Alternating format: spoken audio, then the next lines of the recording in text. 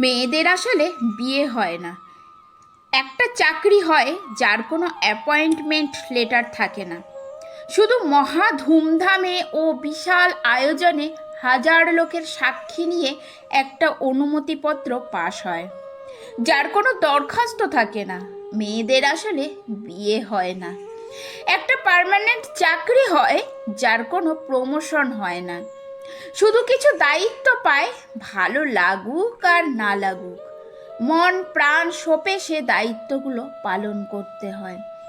সব কিছু উজাড় করে বুঝিয়ে দিতে হবে সে বড় দায়িত্বশীল, কিন্তু দায়িত্ব বুঝিয়ে দেওয়ার কেউ থাকে না।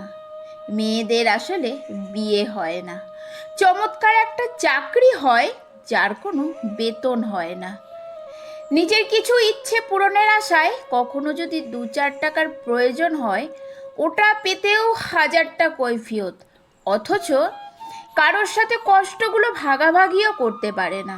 মেয়েদের আসলে বিয়ে হয় না, খাওয়া পড়ার জন্য একটা চাকরি হয় যার কোনো প্রভিডেন্ট ফান্ড নেই।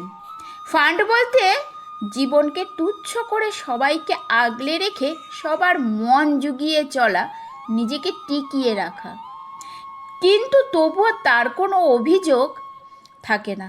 মেয়েদের আসলে বিয়ে হয় না, সংসার নামে একটা অফিস হয়, সেখানে অবসর প্রাপ্ত বলে কোনো জীবন নেই, নেই কোনো সহকর্মী বা পাশের টেবিলের সিনিয়র বড় ভাই। তবে ভুল ধরার লোকের অভাব নেই, অভাব নেই অর্ডার করার লোকের, অভাব নেই কটু ভাষা দেওয়ার লোকের, শুধু অভাব ভালোবাসার আর মেয়েটাকে বোঝানোর মতন মানুষের।